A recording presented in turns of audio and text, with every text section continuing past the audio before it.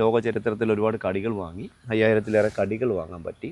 പിന്നെ ക്രിട്ടിക്കൽ കോബ്രയുടെയും വൈപ്പറിൻ്റെയും മാത്രം കടികൾ ഏകദേശം ഒരു വിലമുള്ളതിൻ്റെ മാത്രം ഒരു 400-500 കടി വാങ്ങാൻ പറ്റി. അതിൽ 16 പ്രാവശ്യം ക്രിട്ടിക്കലായി. അത് 13ാമത്തതാണ് കോട്ടയത്ത് വെച്ചുള്ളത്. അതിനുശേഷം 3 കിട്ടി, ആരും അറിഞ്ഞിട്ടില്ല.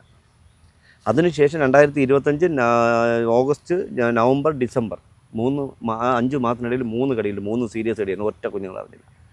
ഒറ്റയ്ക്ക് ഒരു തുള്ളി വെള്ളം പോലും. കോട്ടയത്തിന് ശേഷം എല്ലാവരും കോട്ടയത്ത് നിൽക്കുന്നേ ഉള്ളൂ, ട്രിവാൻഡ്രത്തേക്ക് വന്നിട്ടില്ല. തിരുവനന്തപുരത്ത് പാപ്പനംകോട് കൈമനത്തിനടുത്ത് NSS കരകത്തിൽ വെച്ചൊരു കടി ഉണ്ടായിരുന്നു. അത് കഴിഞ്ഞ് എനിക്ക് ഇവിടെ ആക്കുളത്ത് വെച്ച് ഒരു കടി ഉണ്ടായിരുന്നു. അത് ഇതായിരുന്നു ഈ വെറലുണ്ടായിരുന്നു. ആക്കുളത്ത് കടി വെറലിതാണ്, ഇത്ര എങ്ങനെ മടങ്ങുള്ളൂ. മറ്റത് ഇവിടെ ആയിരുന്നു. ഇപ്പോൾ അതല്ല, റീസെൻ്റ്ലി കഴിഞ്ഞ ഡിസംബറിൽ കിട്ടി. ഡിസംബർ 13 പേരൂർക്കടയിൽ വെച്ച് കിട്ടി കടിയുണ്ട്. അതൊന്നും ആരും അറിഞ്ഞിട്ടില്ല. അപ്പോൾ ഇങ്ങനെയൊക്കെ. അപ്പോൾ ഇതൊക്കെ ഒരു പഠനമാക്കാൻ എനിക്ക് കഴിയും. കാരണം ഇപ്പോൾ കഴിഞ്ഞ ഈ കടിയിൽ ഞാൻ ഡോക്ടർ സാറേ എനിക്ക് ദയവ് ഇതിനെ ഉപദ്രവിക്കരുത്, എനിക്ക് ആൻറ്റിബയോട്ടിക് എടുക്കേണ്ടെന്ന്. കാരണം എനിക്കൊന്ന് പഠിക്കാൻ വേണ്ടി എൻ്റെ ശരീരത്തിൽ ആൻറ്റിബോഡി ഡെവലപ്പ് ചെയ്തിട്ടുണ്ടെന്ന് ഒരു 15 വർഷങ്ങൾക്ക് മുന്നേ ബേബി പോൾ സാറിൻ്റെ, അന്നത്തെ HOD ബേബി പോൾ സാറിന് അദ്ദേഹത്തിൻ്റെ യൂണിറ്റ് പറഞ്ഞിട്ടുണ്ടായിരുന്നു. അപ്പോൾ അതുണ്ടോ ഇല്ലയെന്ന് എനിക്കറിയണം. അപ്പോൾ ഞാൻ ഇപ്പോൾ കടി കിട്ടിയപ്പോൾ ഞാൻ സാറേ എനിക്ക് ആ പ്രതിരോധം ഉണ്ടോ എന്ന് അറിയാൻ വേണ്ടി എനിക്ക് 36 മണിക്കൂർ കഴിഞ്ഞാണ് എനിക്ക് ആൻറ്റിബയോട്ടിക് എടുക്കുക. കാര്യം നീര് വെച്ചതിന് ശേഷം അവരല്ല സുരേഷ്, ഇനി ഞങ്ങൾക്ക് റിസ്ക് എടുക്കാൻ പറ്റില്ല, സുരേഷിന് എന്തെങ്കിലും ആയിക്കഴിഞ്ഞാൽ ജനങ്ങൾ ഞങ്ങളെ വെറുതെ എടുത്തില്ല, അതുകൊണ്ട് നമുക്ക് ആൻറ്റിബയോട്ടിക് സ്റ്റാർട്ട് ചെയ്യണമെന്ന്. അപ്പോൾ ഞാൻ പിന്നെ അവരുടെ സേഫ്റ്റി നമ്മൾ നോക്കണമല്ലോ. അപ്പോൾ അതുകൊണ്ടാണ് 36 മണിക്കൂർ കഴിഞ്ഞാണ് ആൻറ്റിബയോട്ടിക് എടുത്തത്. അപ്പോൾ ഇങ്ങനെയൊക്കെ ഒരുപാട് അറിവുകൾ എനിക്ക് ശേഖരിക്കാൻ പറ്റും. അത് നിങ്ങൾക്കറിയാമോ ഒരു കാര്യം, ലോക ചരിത്രത്തിൽ ആദ്യമായിട്ട് ആരാണ് പാമ്പിനെ പിടിക്കാൻ ട്രെയിനിങ് കൊടുത്തത്? ലോക ചരിത്രത്തിൽ ഒരാളെന്നൊക്കെ പറയാമോ? 2006 ഞാനായിരുന്നു. 2006 ഇന്ന് വരെ ഒരാളിന് ഞാൻ ട്രെയിനിങ് കൊടുത്ത ഒരാളിന് കടി കിട്ടിയിട്ടില്ല. ഇന്ന് വരെ ഞാൻ ട്രെയിനിങ് കൊടുത്ത ഒരാളിന് കടി കിട്ടില്ല ഇന്ന് വരെ. ഈ നിമിഷം വരെ പാമ്പുകളെ കുറിച്ച് അവയർനെസ് ക്ലാസ് തുടങ്ങിയതായിരുന്നു 2006 ഞാനായിരുന്നു. എൻ്റെ തലയിൽ വെച്ച ഐഡിയ ആണ്. ഈ കാസർഗോഡ് മുതൽ പാറശാല വരെ ഉള്ള സ്കൂളുകൾ, കോളേജുകൾ, റെസിഡൻസ് ക്ലബ്ബ്, വിവിധ പാർട്ടി പരിപാടികളിൽ ഉൾപ്പെടെ, അത് ഏതെങ്കിലും ഒരു പാർട്ടി പരിപാടികളിൽ ഉൾപ്പെടെ ഉള്ള സ്ഥലത്ത് ഞാൻ പ്രോഗ്രാം പങ്കെടുത്തു. ഉറുമ്പുണ്ടല്ലോ, ഉറുമ്പ് നന്നായിട്ട് ഉറുമ്പുണ്ട്, കൊതുവുണ്ടാവും കേട്ടോ. ഇങ്ങനെയൊക്കെയുള്ള അനുഭവം എനിക്ക് പഠിക്കാൻ പറ്റി. പക്ഷെ നമ്മളെപ്പോലുള്ളവരെ അംഗീകരിക്കാൻ നമ്മുടെ നാട് തയ്യാറല്ല എന്നുള്ളത്. അപ്പം നമ്മുടെയൊക്കെ തലച്ചോറിനകത്തിരിക്കുന്ന അറിവുകൾ പകർത്താനോ മറ്റുള്ളവർക്ക് പകർന്നു കൊടുക്കാനോ പഠനമാക്കാനോ നമ്മുടെ നാട്ടിൽ നമുക്ക് കഴിയുന്നില്ല. എൻ്റെ ഒരു ആഗ്രഹമാണ് അടുത്ത തലമുറയ്ക്ക് ഞാൻ യാത്രയാവുമ്പോൾ, ഞാൻ ഭൂമി വിട്ടു പോകുമ്പോൾ അടുത്ത തലമുറയ്ക്ക് എന്തെങ്കിലും ഒരു പ്രത്യേകത കണ്ടുവെക്കണം എന്നായിരുന്നു എൻ്റെ ആഗ്രഹം. അതിന്നും എനിക്ക് കിട്ടിയ അറിവുകളെല്ലാം ഞാൻ പകർന്ന് മറ്റുള്ളവർക്ക് കൊടുത്തുകൊണ്ടേയിരിക്കുന്നു. മറ്റുള്ളവർക്ക് ഒരു നിമിഷം പോലും ഞാൻ പാഴാക്കില്ല. അപ്പോൾ നിങ്ങളെ മുന്നിൽ ഇരിക്കുമ്പോൾ തന്നെ ഞാൻ നിങ്ങളടുത്ത് 10:30 വരാൻ സമയം പറഞ്ഞു, നിങ്ങൾ 10 മണിയായപ്പോൾ എത്തി. പക്ഷേ ഞാൻ ഇടയ്ക്ക് 3 കേസ് പോയി, രാവിലെ 3 കേസ് പോയിട്ടാണ് എനിക്ക് 15. ഇന്നലെ ഞാൻ വന്ന് കിടന്നത് രാത്രി. എൻ്റെ വണ്ടി ആക്സിഡൻ്റ് ആയിട്ട് 3-5 മാസമായി, 3-4 ലക്ഷം രൂപ തന്നെ. അപ്പോൾ ഞാൻ ഓട്ടോയിലാണെന്നല്ല പന്തളത്ത് പോയി, ഓട്ടോയിൽ. ആ കോൾ എടുത്തിട്ട് തിരിച്ചപ്പോൾ 2:30-3 മണിയായി. അത് കഴിഞ്ഞിട്ട് നിങ്ങൾക്ക് വേണ്ടി വെയിറ്റ് ചെയ്തു. അപ്പോൾ പിന്നെ എന്തായാലും നിങ്ങൾ വരാൻ താമസിക്കുക. അങ്ങനെയാണ് 3 കോൾ രാവിലെ പോയി. അപ്പോൾ ഒരു സമയം പോലും ഞാൻ എൻ്റേതായിട്ടോ എനിക്ക് വേണ്ടി ഞാൻ മാറ്റി വെക്കാറില്ല. നിങ്ങൾ നല്ല എൻ്റെ വീട്ടിൽ നിന്ന് എൻ്റെ ഒരു പശു മരിച്ച് മറക്കം ചൂണ്ടി എനിക്കവിടെ ഞാൻ നിന്ന് കുഴിയെടുക്കേണ്ട ആളാണ്.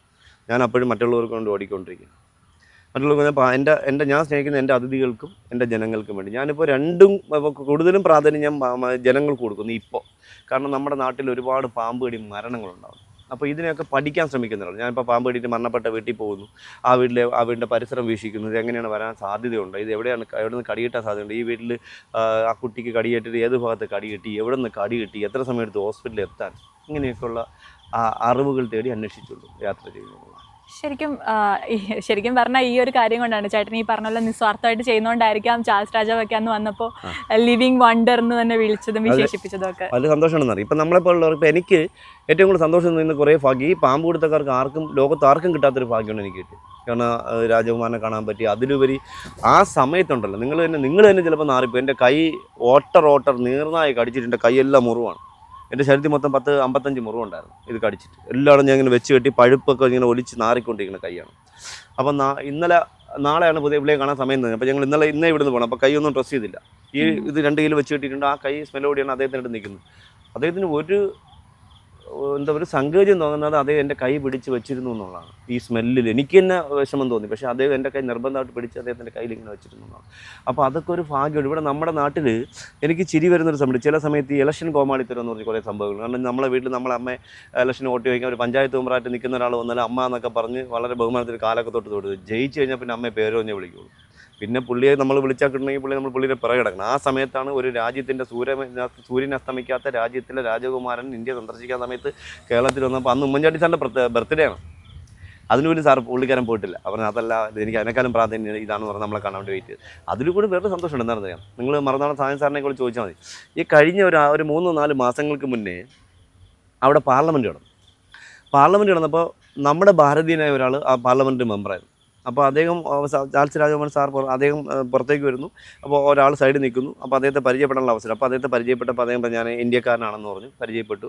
ഇന്ത്യയിൽ എവിടെയാണെന്ന് ഇപ്പോൾ കേരളത്തിലാണെന്ന് പറഞ്ഞു, കേരളത്തിൽ കോട്ടയത്താണെന്ന് പറഞ്ഞു. അപ്പോൾ ആ പുള്ളി പറഞ്ഞൊരു മറുപടി, കോട്ടയം എനിക്കും ഇന്ത്യയിൽ ഒരാളുണ്ട്, എൻ്റെ ഒരു ഫ്രണ്ടുണ്ട്, എനിക്ക് സുഹൃത്തുണ്ട്, എനിക്ക് കേരളത്തിലാണെന്ന് പറഞ്ഞു. കേരളത്തിൽ ട്രിവാൻഡ്രത്താണ് വാവാ സുരേഷാണെന്ന് പറഞ്ഞു. പക്ഷേ എല്ലാത്തിലും വാർത്ത കൊടുക്കാൻ വേണ്ടി എല്ലാം സെറ്റായതാണ്. അപ്പോഴും അവിടുത്തെ പാർലമെൻറ്റിൽ നിന്ന് നിയമം വന്നു, ഇവിടുത്തെ പാർലമെൻറ്റിൽ നടക്കുന്ന ഒരു കാര്യങ്ങളും വെളിയിലാവാൻ പാടില്ല എന്ന് പറഞ്ഞാൽ അങ്ങനെ അത് തടസ്സപ്പെട്ടു. അപ്പോൾ ഇങ്ങനെയൊക്കെ അത് കഴിഞ്ഞ് വേറെ സംഭവം ഉണ്ട് കേട്ടോ. എനിക്ക് സന്തോഷം. അറിയാലോ, സ്വീഡനിൽ നിന്ന് രാജഗോപാല സുഖന്ന് പുറത്തു പോയി. അതൊരു 3-4 വർഷം പഴക്കമുള്ള സംഭവമാണ്. പുറത്ത് പോയപ്പോൾ അവർ സ്വീഡനിൽ നേരെ അടുത്ത കോൾ പോകുന്നത് വൈറ്റ് ഹൗസിലേക്കാണ്. സ്വീഡനിൽ നേരിട്ട് നമ്മളെ വിളിക്കാൻ അധികാരമില്ല. വൈറ്റ് ഹൗസിലേക്ക് പോകുന്നു. വൈറ്റ് ഹൗസിൽ നിന്ന് എൻ്റെ കൗമുദിയുടെ ചീഫിനെ വിളിക്കുന്നു. ചീഫ് എൻ്റെ നമ്പർ എടുക്കുന്നു. അപ്പോൾ അവിടുന്ന് അദ്ദേഹം വൈറ്റ് ഹൗസിലെ പ്രധാനപ്പെട്ട ആളെന്നെ വിളിച്ചു, സംസാരിച്ചു. എല്ലാം 2.5 മാസം മുന്നേ സൂവിൽ നിന്നൊരു രാജഗോപാല പുറത്ത് പോയി. അപ്പോൾ ആരും മിണ്ടാതിരുന്നു, രഹസ്യമായിട്ട് വന്ന് കയറുന്നത്. പിന്നെ അത് വാർത്തയായപ്പോൾ വിളിച്ചപ്പോൾ അടുത്ത ദിവസം രാത്രി 2:30 ഫ്ലൈറ്റ് അവരുടെ എയർ വന്ന് കൊണ്ടുവന്ന് പറഞ്ഞ് എല്ലാം റെഡിയായിരുന്നു. പക്ഷേ അപ്പോഴത്തേക്ക് ഈ 2.5 മാസം കൊണ്ട് ഒളിച്ചിരുന്ന സാധനം എൻ്റെ പേര് കേട്ടപ്പോൾ ചെന്ന് കൂട്ടിക്കയറി എന്നുള്ള രാത്രി. ഞാൻ ചെല്ലുന്നു എന്ന് പറഞ്ഞപ്പോൾ എൻ്റെ പേര് ഞാൻ വാവാ സുരേഷിനെ വിളിച്ച് ഞാൻ ഇന്ന ദിവസം വരുമെന്ന് പറഞ്ഞതിൻ്റെ അന്ന് വൈകിട്ട് ഈ 2.5 മാസം മുന്നേ ഇറങ്ങിപ്പോയ സാധനം രാത്രി ഒന്ന് ഓട്ടോമാറ്റിക്കലി നേരെ വന്ന് കൂട്ടിനകത്ത് എറിയുന്നു. അപ്പോൾ അങ്ങനെ ഒരു ഭാഗ്യം എനിക്കുണ്ടായി. പോകാൻ പറ്റിയില്ലെങ്കിൽ പോലും കോൾ വന്നല്ലോ. ലോകത്ത് ഇത്രയും ആളുള്ള സ്ഥലത്ത് നമ്മളെപ്പോലെ സാധാരണക്കാരനെ ഒരാളിനെ വിളിക്കാനുള്ള അവസരം ഉണ്ടായി. അതിലുപരി ഏറ്റവും ട്രെയിനറായിരുന്ന നമ്മുടെ സ്റ്റീവ് ഇർവിനെ പോലും അംഗീകരിക്കാത്ത നാടല്ലേ നമ്മുടെ നാട്. അദ്ദേഹത്തിനെ കൊണ്ടുവന്ന് കാട്ടിനകത്ത് വെച്ചിട്ട് അവസാനം അദ്ദേഹത്തിൻ്റെ ഭാര്യ ഗ്യാസ് കൊടുത്തിട്ട് അത് പൂട്ടിച്ച പാർക്ക് നെയ്യാറിൽ അറിയാം. അത് അങ്ങനെ സംഭവം. അപ്പോൾ ഇങ്ങനെയൊക്കെയുള്ള നമ്മൾ അംഗീകരിക്കാൻ തയ്യാറല്ല. ഇപ്പോൾ നിങ്ങൾ തന്നെ ഒരു പ്രൊഫഷണൽ, നിങ്ങൾ ഇത്ര നല്ല രീതിയിൽ നിങ്ങൾ ബൈറ്റ് എടുത്ത് നിങ്ങൾ ജനങ്ങൾക്ക് മുന്നിലേക്ക് എത്തിച്ചാലും ഒരു വശത്ത് നിങ്ങൾ എങ്ങനെ തള്ളിയിടാൻ ചിന്തിക്കുന്ന ആൾക്കാരുണ്ടാവും.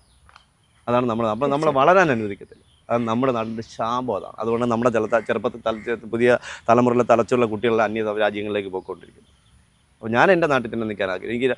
എനിക്ക് എൻ്റെ നാട്, എൻ്റെ കേരളം, എൻ്റെ മനോഹരമായ ഈ പച്ചപ്പുള്ള പുഴുക്കളുള്ള അല്ലെങ്കിൽ ഈ കുളയട്ടയുള്ള എൻ്റെ കേരളം, എൻ്റെ കേരളമാണ് എനിക്ക് ഏറ്റവും വലുത്. അത് വിട്ട് സംസ്ഥാനങ്ങളിൽ പോകാൻ പോലും എനിക്ക് താല്പര്യമില്ല. എന്നാലും ഞാൻ എൻ്റെ ഭാരതം എന്ന് തന്നെ ഞാൻ പറയുന്നത്. പക്ഷേ എന്നാലും എൻ്റെ കേരളം എന്ന് തന്നെ ഞാൻ പ്രാധാന്യം കൊടുക്കുന്നത്. ഞാൻ മലയാളത്തിനാണ് കൂടുതൽ ഇഷ്ടപ്പെടുന്നത്, മലയാള ഭാഷയാണ് ഇഷ്ടപ്പെടുന്നത്. അതുകൊണ്ട് ഇപ്പോൾ 90% ഞാൻ പറ്റുമെങ്കിൽ മലയാളം തന്നെയാണ് കൂടുതൽ സംസാരിക്കുന്നത്. ഈ പറഞ്ഞ പോലെ ഞാൻ കേട്ടിട്ടുണ്ട് രാജവെമ്പാല ഐ കോണ്ടാക്ട് തരുന്നതിനെ പറ്റിയിട്ട്. അപ്പോൾ ശരിക്കും അതുണ്ടോ?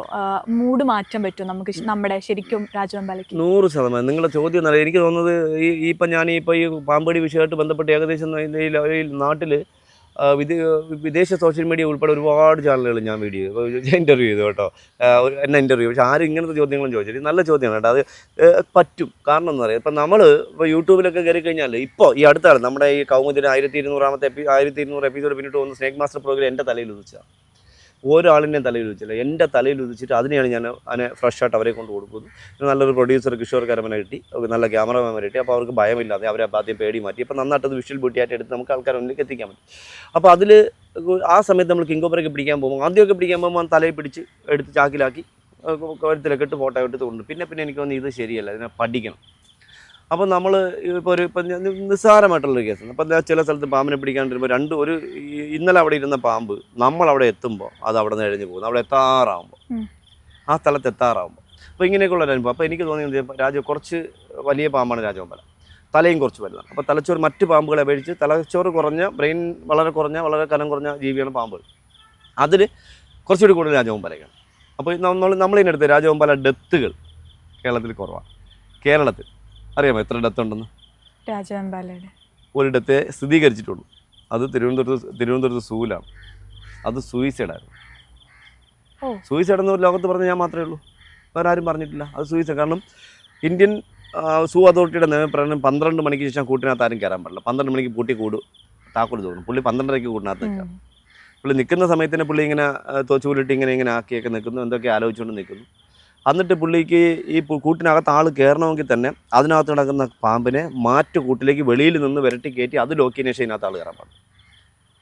അപ്പോൾ ആ പാമ്പ് എങ്ങനെ പുള്ളിയുടെ കയ്യിൽ കടിക്കണം? അതും അവർ അത്രയും ട്രെയിൻഡ് ആയിട്ടുള്ള ആളുകളും എക്സ്പീരിയൻസ്. പുള്ളിയുടെ വാപ്പ എന്ന് പറഞ്ഞാൽ എത്രയോ വർഷം എന്താ പറയുക സർക്കസ് നടത്തിയ ആളാണ്. സിംഹത്തിൻ്റെ ചെറുപ്പത്തിൽ സിംഹത്തിൻ്റെ പുറത്ത് കിടന്ന ആളാണ് അദ്ദേഹം. വീട്ടിൽ വളർത്തിയ സിംഹത്തിൻ്റെ ഇതിലേക്ക് വേണ്ടി അങ്ങനെ കിടന്ന ആളാണ് ഹർഷാദ്. അപ്പോൾ പുള്ളി സൂയിസൈഡാണ്. ലോകത്ത് സൂയിസൈഡാണെന്ന് പറഞ്ഞാൽ ഞാൻ മാത്രമാണ്. സൂയിസൈഡായിരുന്നു. പിന്നെ ഞാനത് വാർത്തയാക്കാതിരുന്നത് ഒന്ന് സൂയിസൈഡ് ആണെന്ന് പറഞ്ഞാൽ അവർക്കൊരു നഷ്ടപരിഹാരം 10 ലക്ഷത്തോളം രൂപ കിട്ടും. അത് കിട്ടാതെ പോകും. അതിപ്പോൾ അത് കിട്ടി. വൈഫിന് ജോലി കൊടുക്കരുതെന്ന് പറഞ്ഞിരുന്നു ഞാൻ. കാരണം കുട്ടികൾ വളർന്ന് വന്നിട്ട് കുട്ടികൾക്ക് ജോലി കൊടുക്കണം. ഇത് വൈഫിന് താൽക്കാലികമായിട്ട് ജോലിയിലങ്ങ് ഒതുങ്ങി തീർന്നു. മറ്റേ കുട്ടികൾ കാണുമ്പോൾ ഒരു പെർമനൻറ്റ് ജോലിയായിട്ട് അങ്ങ് മാറി. പുള്ളിക്ക് പെർമനൻ്റ് ആയിരുന്നു. അപ്പോൾ അങ്ങനെയൊക്കെയുള്ള കുറേ കാരണം. അപ്പോൾ അതും അപ്പോൾ പിന്നെ കടിയുണ്ട്. നിങ്ങൾ കേട്ടിട്ടുണ്ടോ നിങ്ങളുടെ വിദ്യാഭ്യാസ കാലഘട്ടത്തിലോ നിങ്ങളെ പഠനത്തിലോ രാജവെമ്പാല കടിച്ച് ജീവിച്ചിരിപ്പുണ്ടെന്ന് ഞാൻ വിശ്വസിക്കും. രാജവെമ്പാല അടിച്ച് രണ്ടുപേരും ജീവിച്ചിരിപ്പുണ്ട്. പക്ഷെ ഒരു വാർത്ത വന്നിട്ടില്ല എന്നുള്ള, ഒരു വാർത്ത ഒരു സോഷ്യൽ മീഡിയയിലോ ഒരു പത്രത്തിലോ വന്നിട്ടില്ല എന്നുള്ളതാണ്. എനിക്ക് 2021 അഞ്ചലിൽ വന്നിട്ട് 22 അഞ്ചലിൽ താൽക്കാലിക ജീവനക്കാരനെ ഹേമന്തിൻ്റെ കടിയിട്ട് സഞ്ചിയിൽ കൂടെ കടിയിട്ടിട്ട് അദ്ദേഹം ട്രീറ്റ്മെൻറ്റിലായിരുന്നു. ആരും അറിഞ്ഞില്ല.